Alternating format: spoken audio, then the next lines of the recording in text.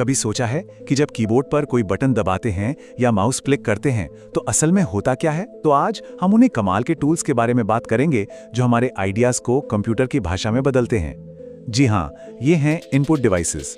तो बड़ा सवाल यही है, आखिर कंप्यूटर को पता कैसे चलता है कि हम उससे क्या करवाना चाहते हैं? ये किसी जादू की तरह लगता है ना? चलिए इस रहस्य को सुलझाते हैं और समझते हैं कि हमारे इंस्ट्रक्शंस असल में उस स्क्रीन तक पहुंचते कैसे हैं। कंप्यूटर के साथ हमारी हर बातचीत एक ही जगह से शुरू होती है और वो है इनपुट।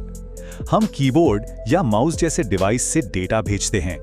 कंप्यूटर का दिमाग यानी सीपीयू उस पर काम करता है और फिर हमें स्क्रीन पर रिजल्ट दिखाई देता है। ये एक सिंपल लेकिन बहुत ही पावरफुल प्रोसेस है। तो ये इनपुट डिवाइस आखिर है क्या? इसे हमारे और कंप्यूटर के बीच एक ट्रांसलेटर की तरह समझिए। ये कोई भी टूल है जिसे हम कंप्यूटर से जोड़ते हैं, जैसे कीबोर्ड, माउस या माइक, जो हमारे कमांड्स को लेकर उन्हें उस भाषा में बदल देता है जिसे कंप्यूटर समझता है।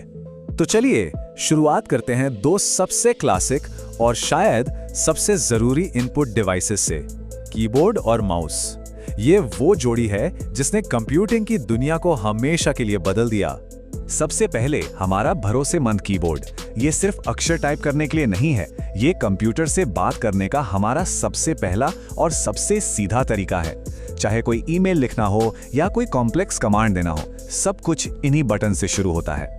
लेकिन एक कीबोर्ड सिर्फ लेटर्स और नंबर्स से कहीं ज्यादा है। इसमें F1, F2 जैसी स्पेशल फंक्शन कीज होती हैं जो शॉर्टकट की तरह काम करती हैं। कर्सर को घुमाने के लिए नेविगेशन कीज और कंट्रोल और ऑल्ट जैसी मैजिकल कीज भी, जो दूसरे बटन्स के साथ मिलकर बिल्कुल नए कमांड्स बनाती हैं। और अब कीबोर्ड का साथी माउस। ये स्क्रीन पर हमारी डिजिटल उंगली की तरह है। जब हम इसे अपने डेस्क पर घुमाते हैं तो स्क्रीन पर कर्सर भी ठीक वैसे ही घूमता है, जिससे हम चीजों को पॉइंट कर सकते हैं, क्लिक कर सकते हैं और ड्रैग भी कर सकते हैं। हम हर रोज माउस का इस्तेमाल करते हैं, किसी आइकन पर क्लिक करके कोई प्रोग्राम खोलने के लिए, फाइलों को एक फोल्डर से दूसरे में खींचने के लिए, या किसी लंबी वेबसाइट पर नीचे जाने के लिए स्क्रॉल करने के लिए। ये एक छोटा सा डिवाइस है, लेकिन हमारे कंप्यूटर को चलाने के तरीके को बहुत आसान बना देता है। कीबोर्ड और माउस तो कमाल के हैं, लेकिन क्या हो अगर कोई गाना रिकॉर्ड करना चाहे, एक डिजिटल पेंटिंग बनाए या एक हवाई जहाज उड़ाना चाहे? इसके लिए हमें कुछ और खास टूल्स की जरूरत पड़ती है। चलिए टाइपिंग और पॉइंटिंग से आगे की दुनिया देखते हैं, जैसे कि जॉयस्टिक। इसका main use computer, video games, खासकर फ्लाइट सिम्युलेटर जैसे गेम्स में होता है, ताकि एकदम सटीक कंट्रोल मिल सके। और फिर है माइक्रोफोन। यह हमारी आवाज जैसी साउंड को कैप्चर करता है और उसे डिजिटल डेटा में बदल देता है, जिसे कंप्यूटर समझ सकता है और स्टोर कर सकता है। फिर आई टच स्क्रीन, और इसने तो हमारे डिवाइसेस के साथ इंटरैक्ट करने का तरीका ही बदल दिया। अब माउस की जरूरत नहीं, हमारी उंगलियां ही पॉइंटर हैं। यही टेक्नोलॉजी हमारे स्मार्टफोन और टैबलेट को इतना आसान बनाती है। आर्टिस्ट और डिजाइनर्स के लिए ग्राफिक टैबलेट एक गेम चेंजर है।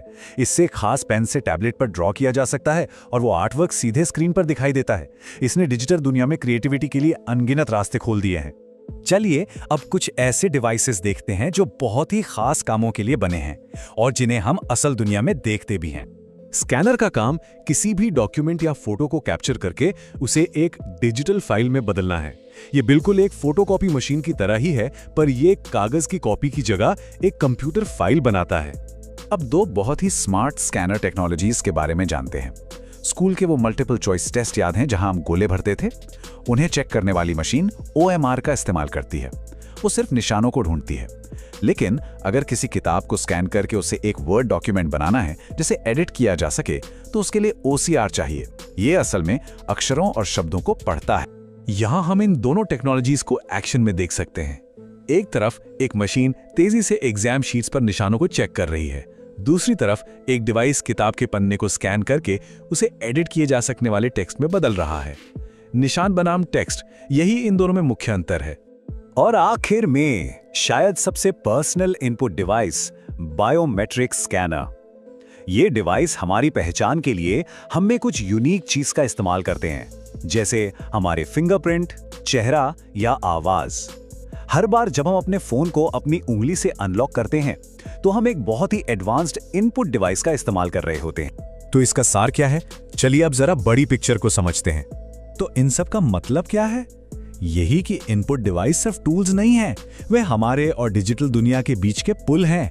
चाहे हम कीबोर्ड पर कोई कहानी लिख रहे हो, ग्राफिक टैबलेट पर कुछ ड्रॉ कर रहे हो या अपने फोन को अपनी आवाज से कंट्रोल कर रहे हो, हर डिवाइस हमें टेक्नोलॉजी के साथ एक नए और अनोखे तरीके से जुड़ने का मौका देता है। और ये हमें एक बहुत ही दिलचस्प सवाल पर लाकर छोड़ता है, भविष्य में हम अपने कंप्यूटर से बात करने का कौन सा नया तरीका खोजेंगे।